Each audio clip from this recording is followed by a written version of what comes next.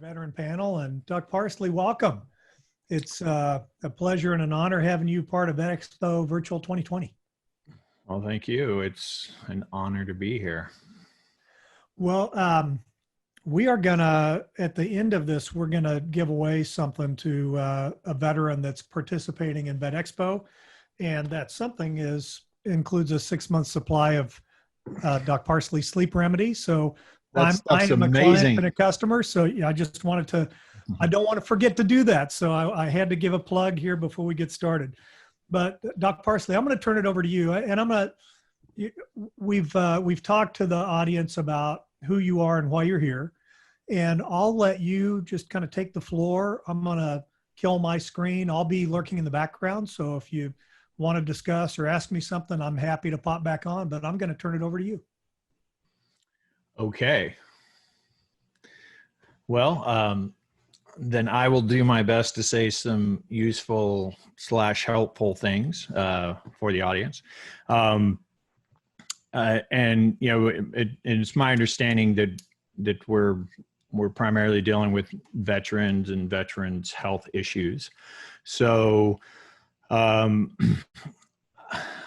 think that so just to further clarify, I don't know if you would have told your audience this or if you and I have even talked about it, but I do quite a bit of work with veterans. I've been involved with several non-for-profits that help veterans sort of recover from the ailments that tend to be common amongst veterans. And of course, one of those things is PTSD, multiple TBIs. And I would like to sort of talk about the foundation of that and how that applies to sleep, or how sleep applies to that, and then expand from there. So those are all awesome. Absolutely perfect. And I'm a little bit remiss. So I'm just going to pop in real quick to say that you have an illustrious history in the Navy working with SEALs. Right. And that's the way that you and I originally got contacted or connected. Is I found out about the work that you had done, and we did a leader chat with you not too long ago. So right. I didn't do a very good introduction when you came on. So Doc Parsley, again, welcome. And I must have known that. Like I must have known that was missing. Although I didn't hear anything. Yeah, all right. You go. Okay, the floor is yours, sir. Yeah. So, you know, a little more on that backstory. A lot of people have heard me tell the story about how, you know, I came to the SEAL teams as a physician after being a SEAL. Guys came in the office and they told me their true elements, concerns that they had been dealing with for many years, but didn't want to tell any healthcare practitioners because they were afraid essentially of being disqualified, especially when you're admitting to emotional things. And cognitive things. So when you're admitting to attention issues and emotional control, especially being able to control your anger, your sense of motivation, your own self-assessment, your own value of yourself, whatever catchphrase you want to use for that. And when people start thinking about that, when people start thinking about doubting themselves and their capabilities, they're reluctant to share that under the best circumstances. But when they know it's potentially tied to them having their job, they're going to be even more protective of it. So, you know, what I initially did, because everyone came to my office with similar complaints, but nobody came into my office with disease. And so what I did was was first to try to figure out if they had a disease. And so I did, very extensive labs and sleep studies and imaging and whatever they're complaining of. I was going to see if there was some underlying disease that could be fixed. Nobody had any disease. Everybody just wasn't performing to the level that they expected to perform to. And so I've told this story many times, and I talk about how I was originally looking at vitamin D3 deficiency. That was kind of in vogue. That was kind of the new thing everyone was talking about. This is like 2009. later on, sort of started looking into adrenal fatigue, which I thought was maybe analogous to what they called combat fatigue in World War II, because this has been 8 years of combat now. And as most people know, I settled on sleep, them using prescription sleep aids every night. Once I educated myself about what happens when you're sleeping and what doesn't happen when you aren't sleeping well, then that led to me thinking about their problems differently and really working to get them off of sleep drugs, and improving the quality of their sleep, as well as some supplementation for other nutritional issues and so forth. And I had really remarkable results. And I didn't have 100% success. I believe I had 100% success of getting everyone off of sleep drugs, but I didn't have 100% resolution of symptoms. Now, one of the things that happened a couple of years into this journey is I went to a medical conference that was an integrative functional medicine conference called the A4M. And there was a guy lecturing there named Mark Gordon. Probably a lot of you are familiar with him, if not most. And he was talking about traumatic brain injury. And I knew that I had a patient who had TBI, and that was actually the identifying nidus what I had determined was the nidus for his insomnia. And he was one of my most challenging sleep patients. He now actually works for me on the sleep supplement. So that's a whole nother story. But so I was like, well, I'm going to go see what I can learn about this. So I go in and I'm listening to Mark talk about the symptomatology of his clients or patients, whichever the case was. And he started throwing up what we call a medicine case study. So he starts throwing up basically, obviously not the person's name or personal information, but here are their lab values, here are their symptoms, this is what we found, this is what we did, and this is how we fixed it. He was working with some military. He'd primarily been working with pugilists at that time and some NFLs. So there was at least some reason to expect some crossover. But the really interesting thing was that once he started putting his lab data up there, and the symptoms and what he was doing to treat it, it looked remarkably similar to what I was doing. And his patients looked remarkably similar to mine. And when I say remarkably similar, I would say that if he had presented me with his lab set, I just would have thought that was one of my guys. Like it was, it wasn't cookie cutter. Not everybody had the exact same lab values, but there were like the gestalt of all of them was the same. His fit right into there. So I thought, wow, maybe I have more TBI than I know about. So I started doing research on TBI, and I found an August 2009 journal article produced in JAMA that was done by Oxford University in the UK with Harvard and I think Stanford. Can't remember exactly. They were trying to find the threshold for TBI, and what they were finding was they were using this imaging they're using these imagings called DTIs, and they could basically what they could do is they could look down and they could see a single neuronal not a single neuron, but a single neuronal tract. They could see it break. The clarity of the imaging was that clear. And the threshold for that happening was like 1.09 Gs. And they were finding this with the acceleration changes on a roller coaster. So nobody was hitting their head. This wasn't blunt force trauma. This was just whipping around. So I started thinking, well, geez, I'm sure we have more than that on a regular basis. And so I started researching that. And so like our fast boats at Dev Group, they transit, their average transit is 60 Gs. So like every time they're hitting, I don't think they're necessarily their average impact, but the average peak of their transits is 60 Gs, and they have measured peaks over 100 Gs. So what that means is that they have 100 times, 60 to 100 times more acceleration change than is necessary for a TBI. And they're on, of course, they're on these boats for hours with many peaks. So it's like, well, that sounds like, you know, every great team guy should actually have, should have oatmeal for a brain at this point. And then I was looking at hard parachute openings, and then going inside of a concrete room. So shooting M4s inside of a concrete room, or a hardened room, I should say, 35 Gs with every bullet. So if you have 4 guys in a room shooting whatever, 10 rounds each, whatever, every single one of you are getting that blast.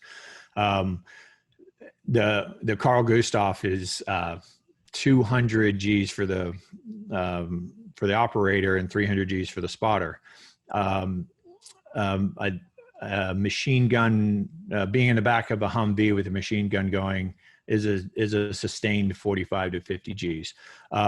So I started thinking, well, what can I do about this? Obviously, this is something that's real, but it's hard to diagnose, right? Because as we know in the military, most people don't get diagnosed with things like this. Most people, especially operationally, if you're in theater and something happens, you come back, you maybe get like a little bit of evaluation, maybe just like your platoon medics looking you over if you have some complaint. Most people probably wouldn't even have complaints if it was something that they didn't notice causing them immediate dysfunction. And so it really became unmeasurable as to how many people I expected had significant TBIs. And so I just decided, well, I'll treat everybody as though they have TBIs. And so I started doing all the things that the other sort of front runners in TBI were doing. I started getting them into things that would decrease the parasympathetic tone. Things like heart math, heart rate variability training, meditation, breath work, float tanks, near and far IR saunas, all of these things that have been proven. Rolfing actually has been proven. Some cranial sacral stuff has been proven. Acupuncture has been proven. Basically anything that we can do to give these guys a fighting chance.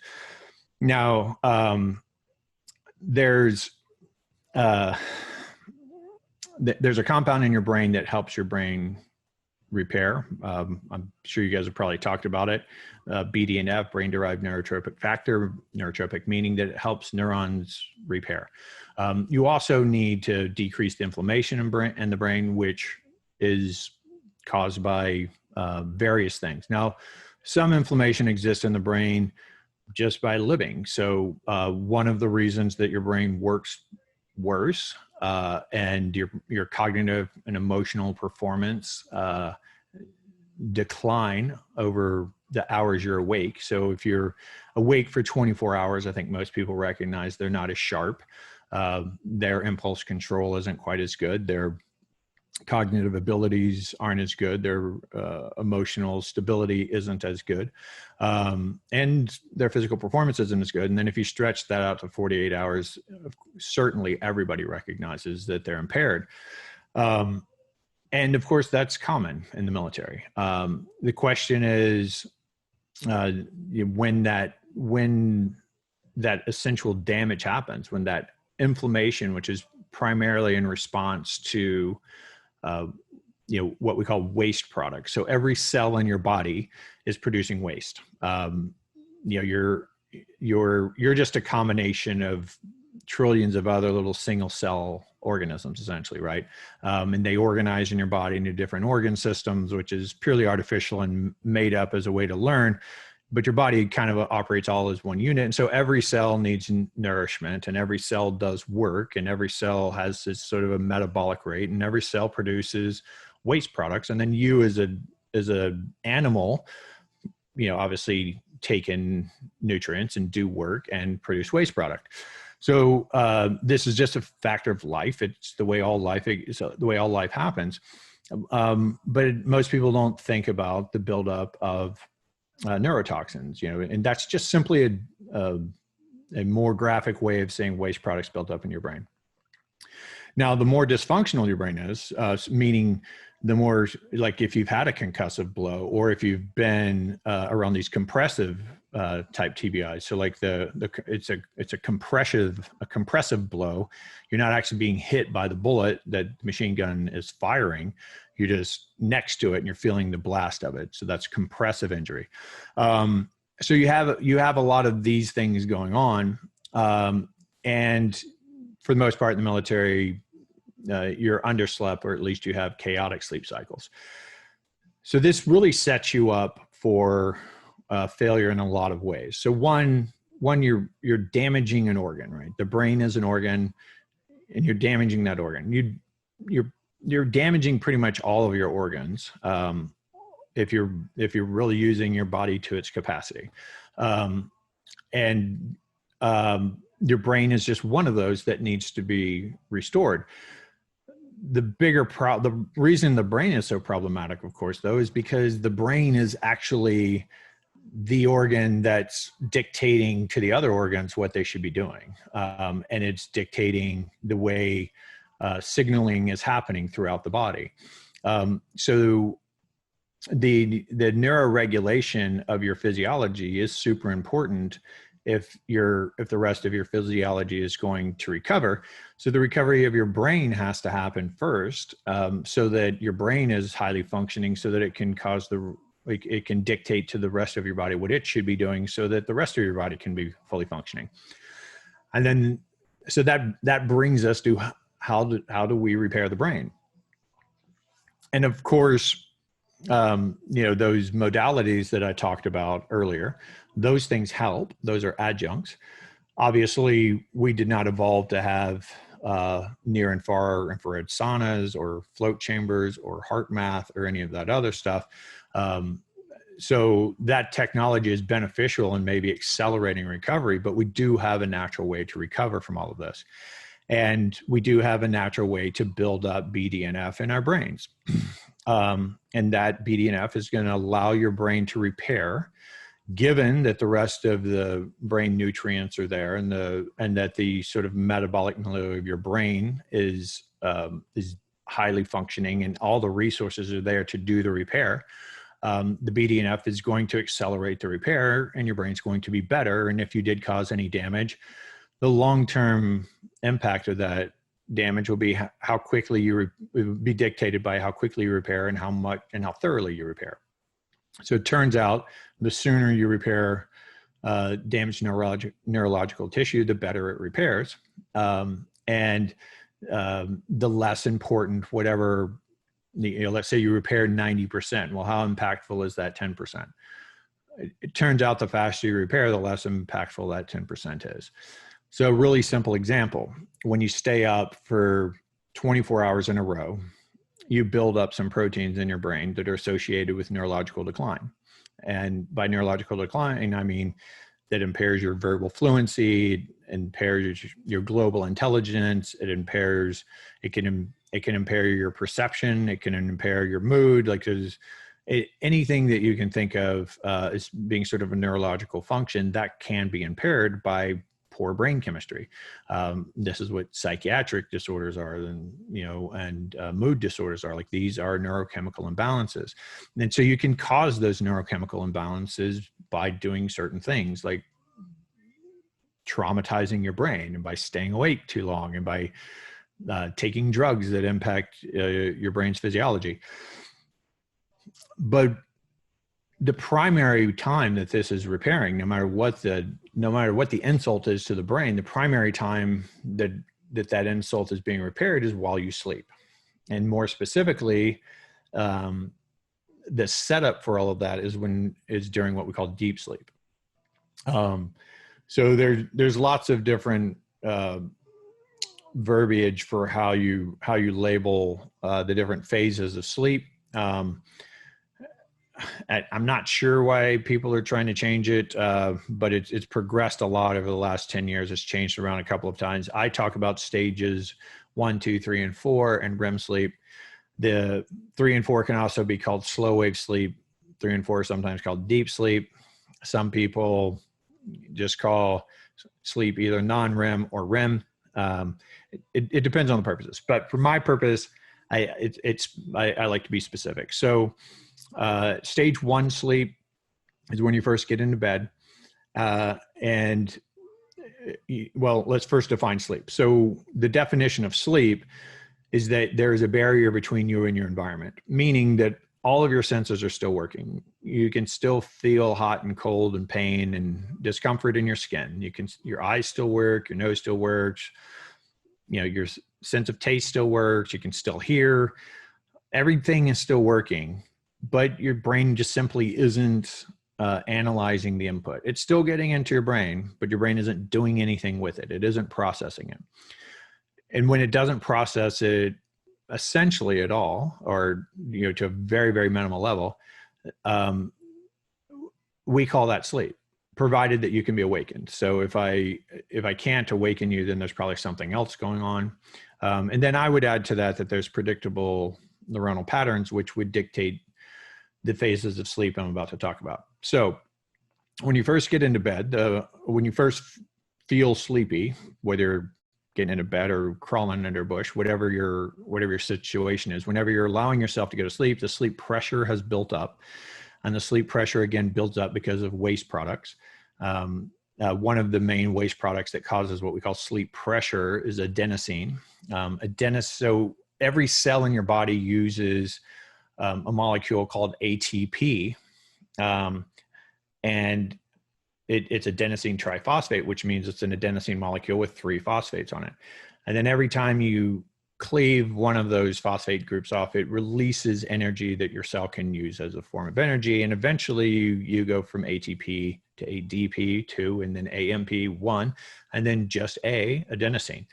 And what adenosine does is it sort of signals the brain that you've been awake for a long time. You've been using this resource for a long time, and we need to restore. So there's this pressure making us feel like we need to go to sleep. Now, a lot of people on the call probably know that caffeine, the chemical trick of caffeine is that it binds adenosine receptors so that your brain doesn't perceive that adenosine and you feel less sleepy. That was a total digression, but I felt like it was worth saying.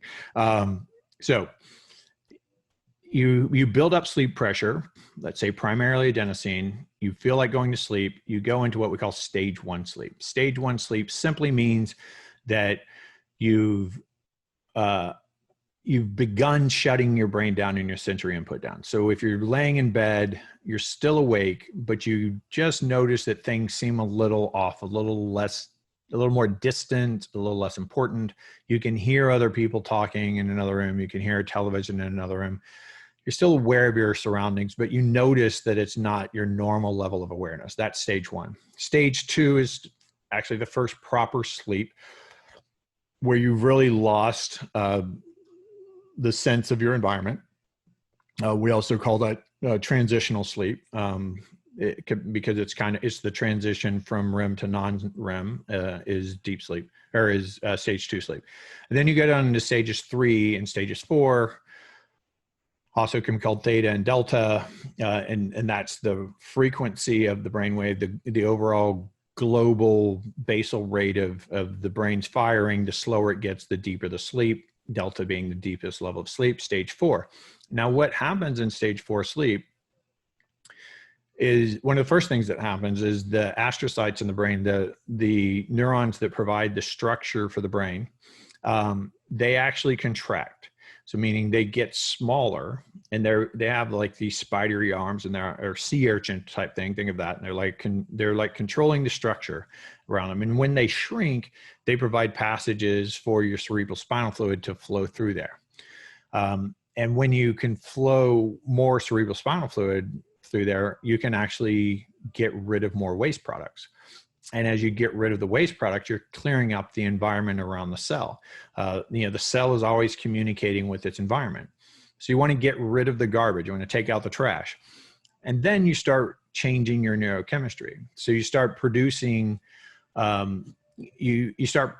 producing these signaling molecules that basically they're telling your immune system, it's lymphatics, it's sort of its own little version of your immune system in your brain, and it's dictating where that activity happens the most to repair, right? And so you're increasing something called what we talked about, the BDNF, but you're also increasing hormones. So you're increasing melatonin, of course, which is not really corrective. It does in fact have some impact on inflammation, but you're increasing things you're much more familiar with. You're increasing things like growth hormone and testosterone.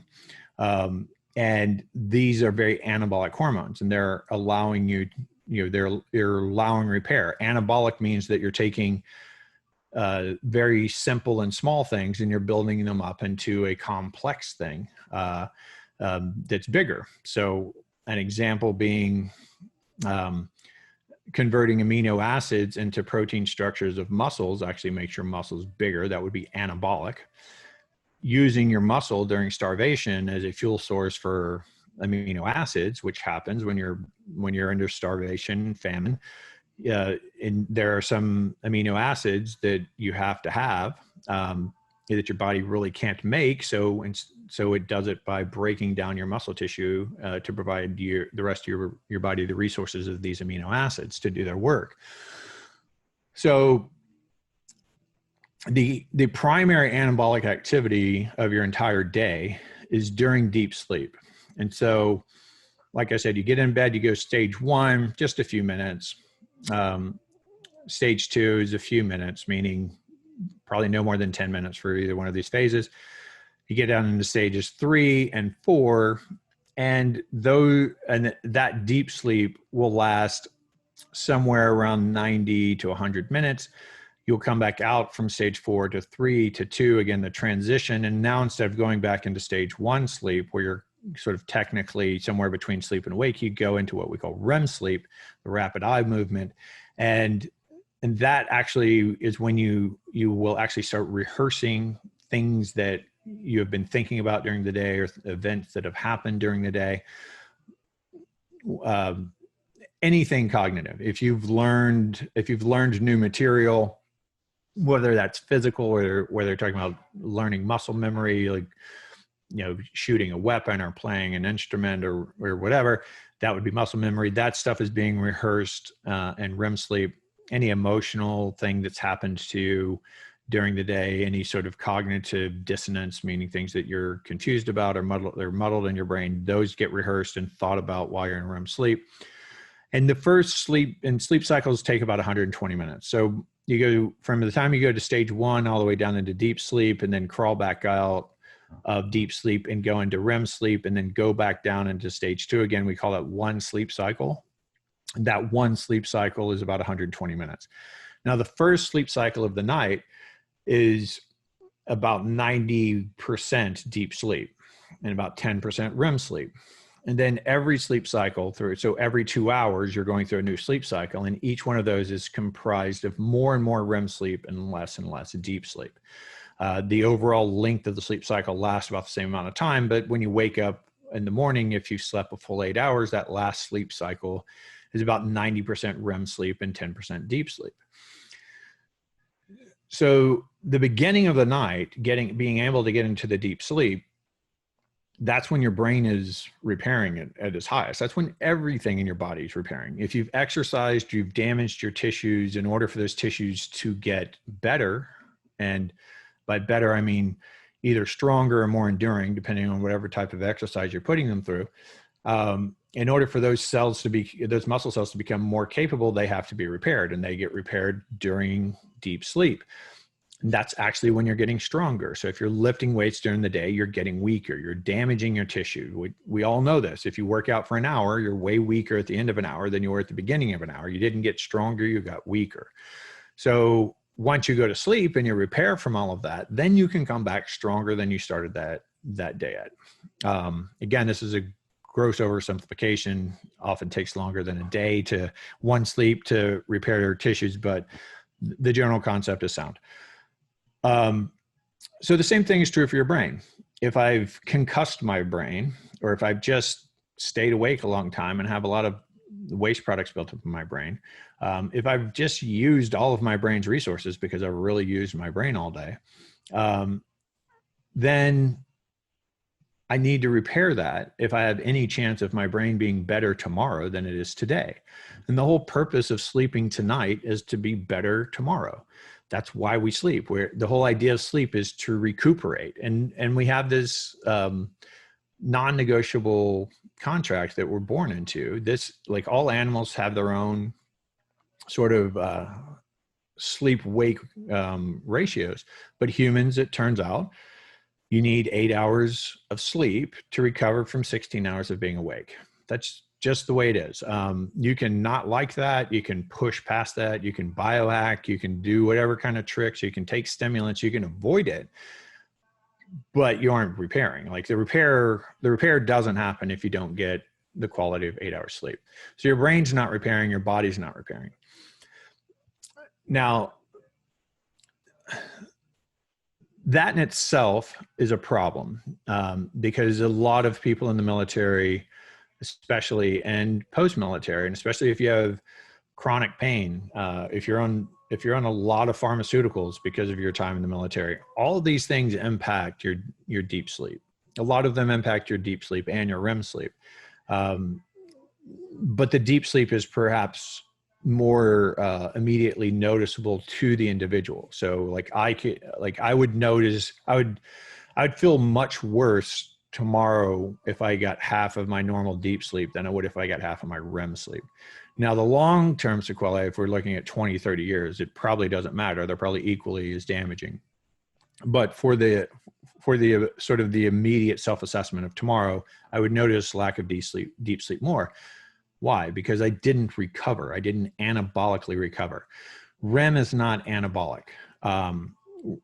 REM is organizational. REM sleep is essentially, like I said, it's thinking about things that you've thought about during that day. It's rehearsing things that you've learned. It's rehearsing things you've experienced. It's emotionally categorizing. So one of the big problems with PTSD is that a lot of factors from a single event all get associated together because it never got processed. It never got categorized completely. And if it doesn't get categorized, if you don't file away things to their appropriate importance, then they all just sort of become one event. And then lots of triggers that really aren't necessarily associated with the painful experience that you've been through, those become what they call triggers for that. And it's really just because it's an association, because you never really organized it. And then the longer it goes being disorganized, the harder it is to ever find organization. So sleep is really, the point of it is sleep is really the avenue for repairing everything and either getting back to your repaired state if you've really been damaged, or if you're only mildly impaired and you can recover 100%, then you actually can be better tomorrow than you are today. But it might take a whole lot of nights of sleep to catch up from one sort of really big trauma, whatever we want to classify that, physical or emotional or trauma, it doesn't really matter. But if we're talking about recovering from one sort of big impact versus just multiple days of small things, you want to be able to recover as fast as possible, as I said, and as completely as possible. Now, the other thing that's really important to know about your physiology is that when you're in deep sleep, that's actually the exact opposite of another cognitive state that we're all familiar with, is called fight or flight.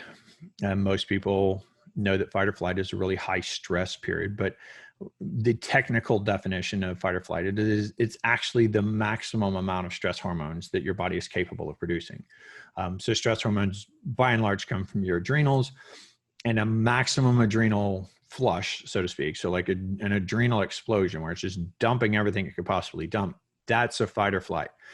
And by definition, fight or flight really requires for there to be a single focus. So there has to be a single identifiable threat that's posing risk of death or serious bodily harm to you and or somebody you care to protect.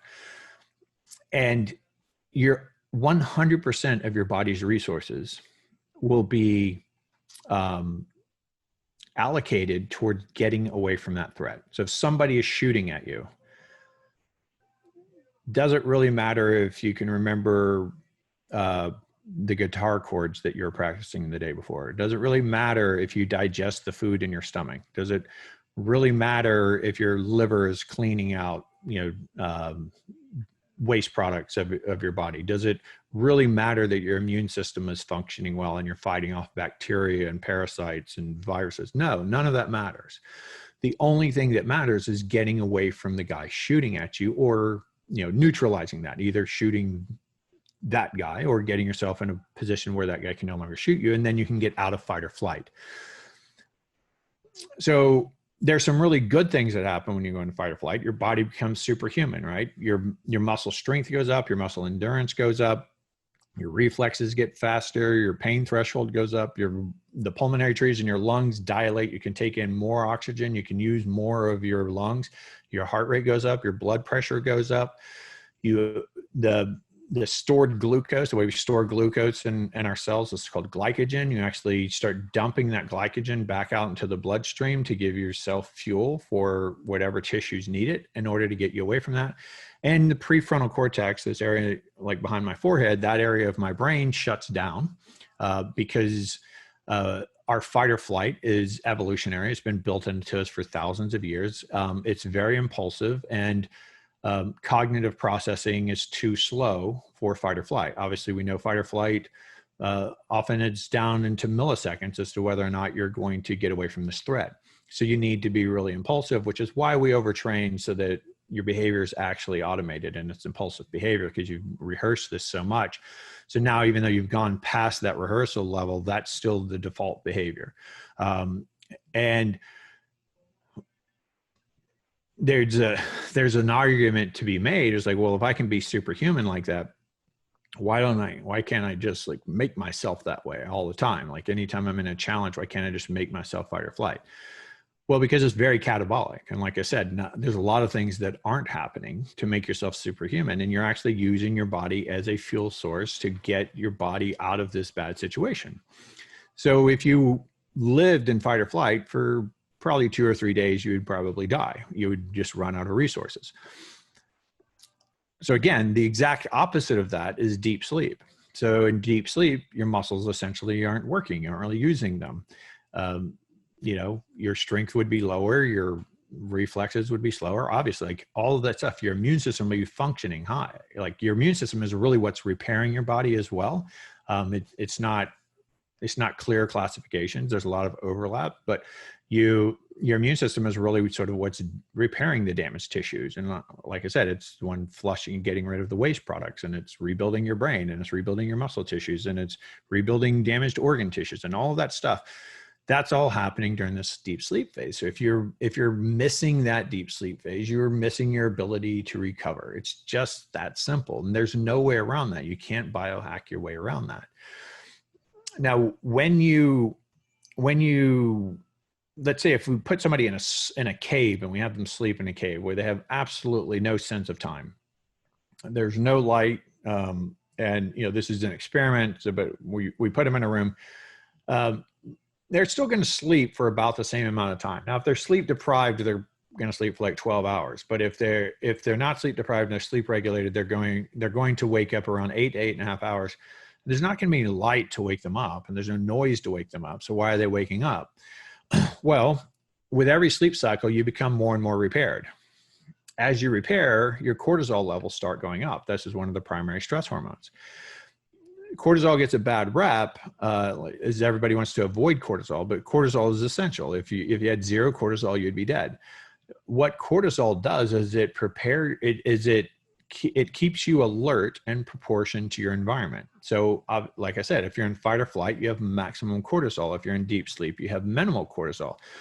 But every sleep cycle, as you become more and more replenished and more repaired, your cortisol is gradually rising. And at some point in the morning, you have enough cortisol to become awake.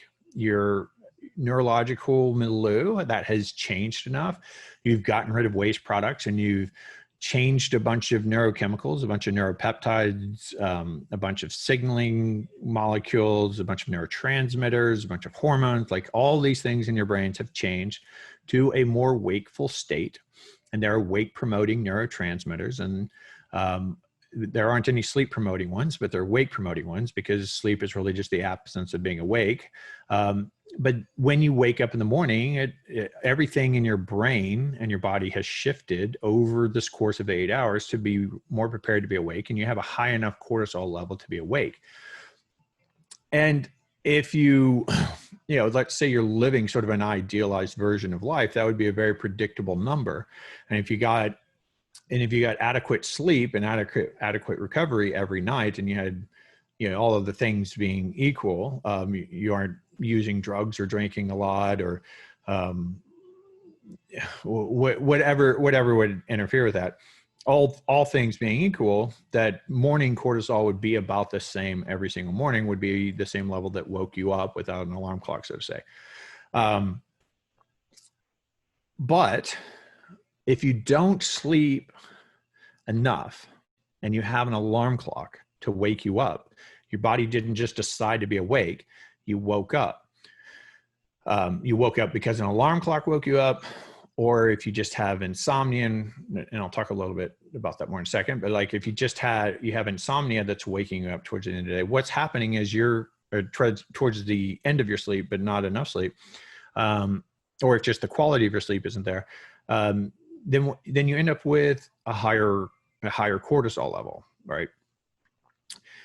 And there's a reason behind that. I just said that cortisol keeps you awake in proportion to your environment, and it's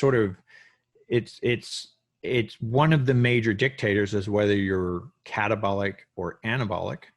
And if you're catabolic, like I said, you're using your body as a fuel source, you're actually breaking down during the day. So you want to have the least amount of catabolic activity possible during your day.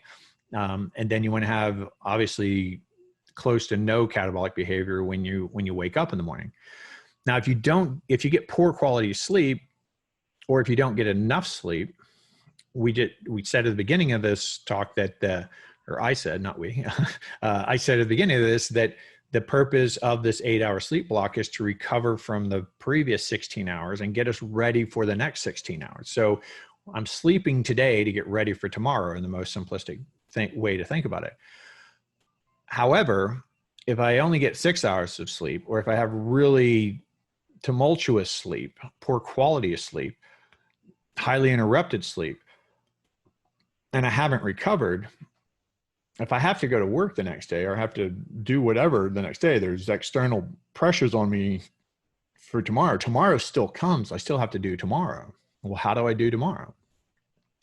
I do tomorrow by releasing more cortisol, more stress hormones, more catabolic activity. I'm using more of my body's resources to get through tomorrow because I didn't recover enough from yesterday. And you can add this on sequentially. And so you can see how if you add this on, not only would you become weaker and more inflamed, because the inflammation is basically the signal that there's some damaged tissue that needs to be fixed. And if you aren't repairing all of that, well, then you're leaving behind some inflammation. And this could be in your brain, and this could be in your joints. Like this would be like knee inflammation. My knee feels swollen and painful. It could be something that simple. If you're not repairing, if it hasn't fully repaired, then there's going to be inflammation. So if I don't get good sleep, if I don't get adequate sleep, I get poor quality sleep, I wake up tomorrow using a different system to get me through the day. I'm not using sort of nutritional and metabolic baseline to get me through the day. I'm using stored resources that are meant to be there for periods of extremis like fight or flight or famine. So every time you don't recover 100%, you're a little worse the next day. And when we add up a bunch of those things over time, a bunch of nights like that over time, this is what we call aging, and this is what it means to get older. And the symptoms of age, dumber, fatter, slower, and colder, but also the symptoms of age is that you're more likely to have any disease, and you're more likely to die from any cause. So aging in itself is sort of a disease. So you're really accelerating your aging. And this is most noticeable in our brains. Our brains suffer the most from a poor night's sleep. Like I said, what we will perceive is more of our body not feeling recovered the next day. But over the course of time, when you stretch this out over months to years, your cognitive decline will be much more severe than your physical decline. And this includes everything that vets are suffering with, right? This region of my brain, the prefrontal cortex, that's what Robert Sapolsky has termed the simulator. And basically, this is why humans are at the top of the food chain, because we can think through things without actually having to do them. And we can then apply impulse control to what we would do if we didn't have the ability to think things through. If we were just reactionary, we would react like animals, like wild animals. And we don't, because we have this prefrontal cortex. And what that prefrontal cortex is our executive functioning. So this is our ability to control our mood, our ability to control our attention, the ability to, like, what we call willpower, essentially, right? The ability to move towards the future that we have planned for ourselves. The ability to process complex problems, the ability to predict the likely sequelae or the likely consequences or side effects of any action we're thinking about taking. If you impair that, you're impairing essentially your humanity, your ability to be a human, and what this leads to is a lower functioning brain. And what a lot of vets talk to me about is they have very low attention, they have poor sleep, which is leading to a lot of this. But ironically, poor sleep leads to the same problems that are caused by poor sleep. If you don't sleep enough, you have the same problems that those problems lead to not sleeping. So it's a self-defeating spiral. But like I said, you have poor attention, you have poor executive functioning. You're not good at problem solving. You aren't good at controlling your mood. You aren't good at remembering things. You aren't good at staying organized. You aren't good at controlling your emotions. You're more likely to snap into anger. You're more likely to have big emotional floods over things that you aren't really sure why they're causing an emotional flood.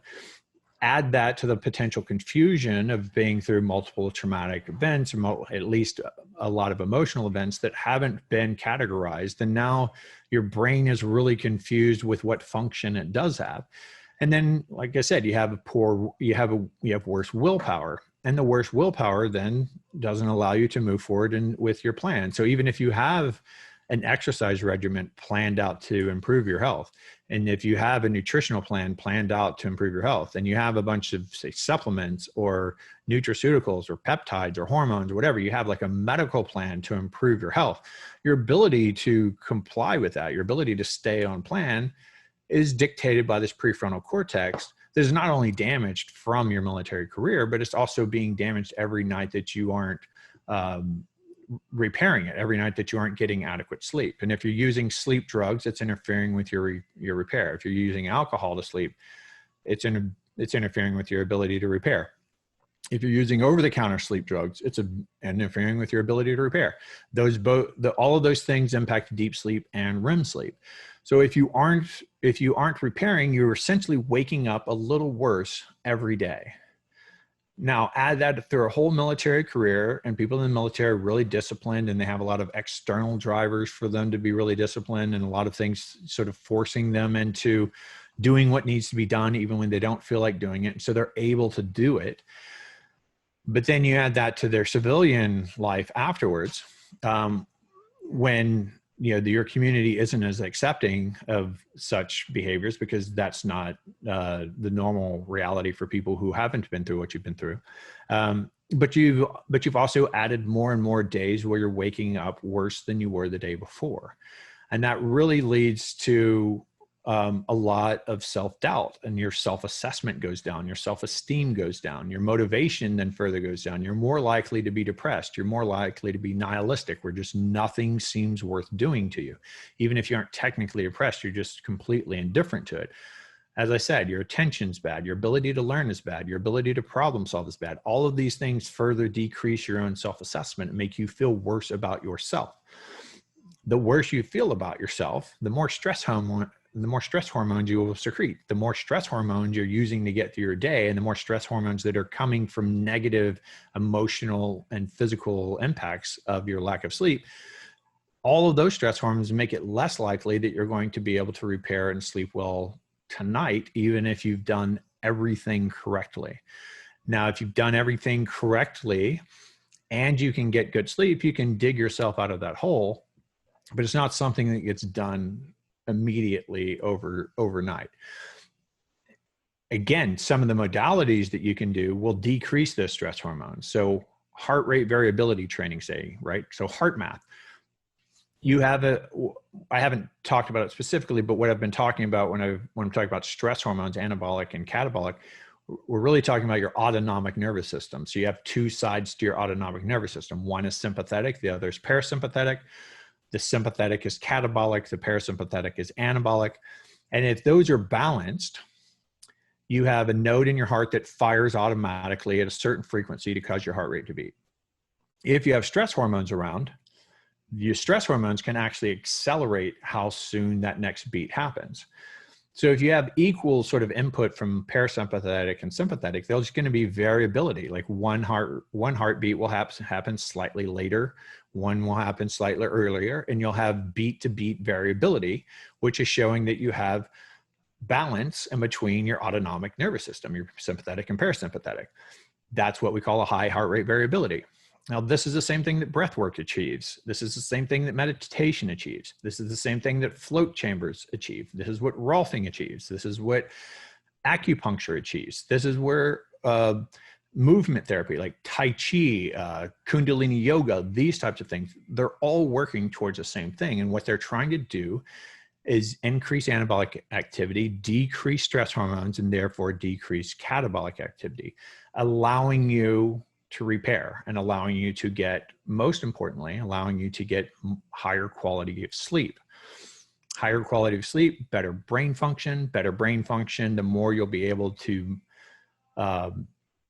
negotiate with yourself, cajole yourself into doing the things that you know will move you closer towards the future that you want. And whether it doesn't matter what that future is. All of that is essentially willpower and executive functioning. The biggest problem when we're talking about cognitive issues around veterans or anyone, but let's say specifically to veterans, everything I'm talking about right now is intellectual, right? You can't feel, we're not physically doing anything. There's nothing tactile about what I'm saying. Everything I'm saying is intellectual. So you're processing all of this with your brain. You're going to apply whatever is applicable out of what I've said to you, however that changes your behavior, changes your thoughts, that's all going to be applied intellectually, right? So that's your brain. And unfortunately, we're using the very same organ that's damaged as the tool to fix that organ. That's why it's so hard to recover from neurological issues.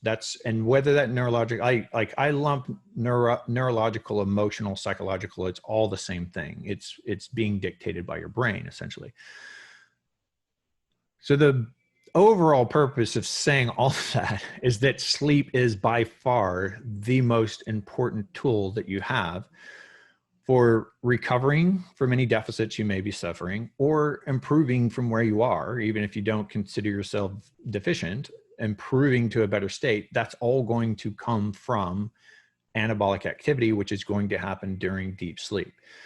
The better your nutrition, the better you're treating yourself through the day, the smarter your training, the smarter your sort of progress, your plan for progress is, the smarter that's all laid out, the better you'll be able to achieve all of that, obviously. And the more sort of robust and resilient you'll be to any sort of suboptimal nights of sleep. But in the long run, you can't realistically expect that you're going to get a lot better, that you're going to be able to get yourself out of any situation that's unpleasant to you or suboptimal to you. You're not going to be able to get out of that without good sleep. Doc, we're coming up towards the end of the hour. Phenomenal information. I've been getting text messages from people that say this is extremely valuable stuff, and it's fascinating, and it's to me it's amazing that it's not like basic 101. That's the first thing that you're taught when you go through basic training is the value of sleep and rest, right? But usually it's the opposite. It's like you're not going to sleep. You know, we're gonna see how many days you can go. If you're motivated, you won't sleep. Yeah, exactly. If you're hard, you don't need sleep. You'll be able to do just fine. Exactly right. Right. We do have two questions. One was, let's see, Zach asked, do you think it's imperative to get a sleep study done by the VA for a veteran that's been diagnosed with PTS and potentially TBI? I'm not sure I would use the word imperative, but I would say that it would come highly recommended. I would highly recommend it. And the only reason I say that is because the sleep study itself, while it can talk about, it will be descriptive of that sleep architecture I was talking about, stages 1, 2, 3, and 4, and up through REM. It'll show how well you're progressing through those, which is the useful information. 99% of people who get a sleep study are not going to come out of there with a diagnosed sleep disease. That's the general population. Military, because of the chronic sleep deprivation, because of the TBIs, we tend to have a lot of sleep apnea. So I would definitely recommend anybody who's a potential sleep apnea patient, if you snore, I would say definitely get one. And then the other important part of that is if you're separating, then even if you get a 0 rating for that, you still want that to be covered under healthcare. And if you do have sleep apnea, I mean, sleep apnea itself is like a 50% disability rating. So it's important to label it for those reasons. I'll back up and say, yes, everybody should do it. I'm going to reformulate my answer. Yes, everyone should do it. It almost seemed like to me, though, if you haven't addressed some of these other things, then is the sleep study going to give you an accurate result? Well, so that's the other problem with it. I'd say that probably the best contraceptive device ever, the best birth control device ever developed is probably the sleep mask for sleep apnea. So being let's say that treatment's really unpleasant. It's really hard to sleep with that mask. And I would really hate for people to get diagnosed with a sleep disease that makes them think that they have this lifelong disease that needs to be treated for the rest of their lives, when the reality is that they can get out and recover. So it'd be great to have a baseline and know, hey, this is what my sleep looked like when I got out. And then after a year or two of like doing everything right, I do another sleep study and it's like, bam, look at that. I have a great sleep now. Good. Yeah. So one of the things we didn't get a lot of chance to talk about is, what do you do now, right? Do you have all this information, you understand the bad stuff, what happens next? And because of time, I'm going to have to direct people to your website. Yeah. You have some phenomenal resources, your blog post, the brochure that you can download when you sign up for your e-newsletter. Those are all really first-class items. And I'll tell you just in a nutshell, things that I have taken away from my interactions with you over the last 6 months or so is limit electronic devices at night. Shut them off if you can a couple hours before you're ready to go to sleep. no alcohol in the evening. Instead, shift to Doc Parsley Sleep Remedy is a great example of that, right? A supplement like Relora, something that's going to help you as you move into that sleep, is important. And then, yeah. So, I mean, I would summarize what you're saying. And the reason I don't get into a lot of detailed advice is because there's an infinite amount of advice that I could give.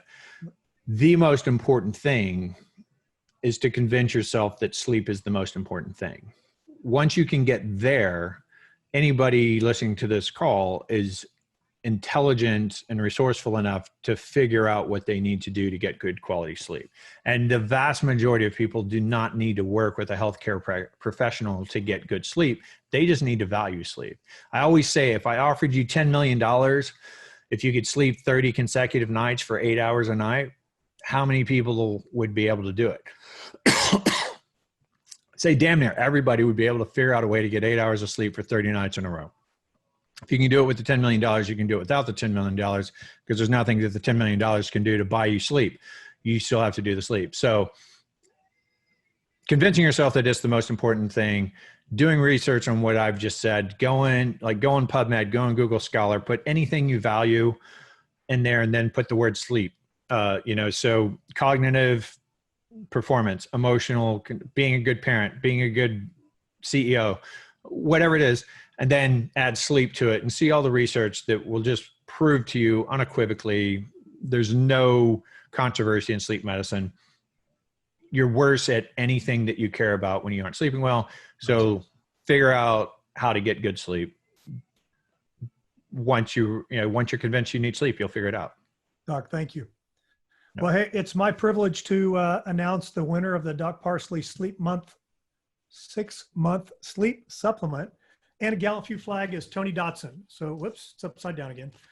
Tony Dotson, we're going to send you an email to your registration email, and we'll get you squared away with your Doc Parsley sleep supplement.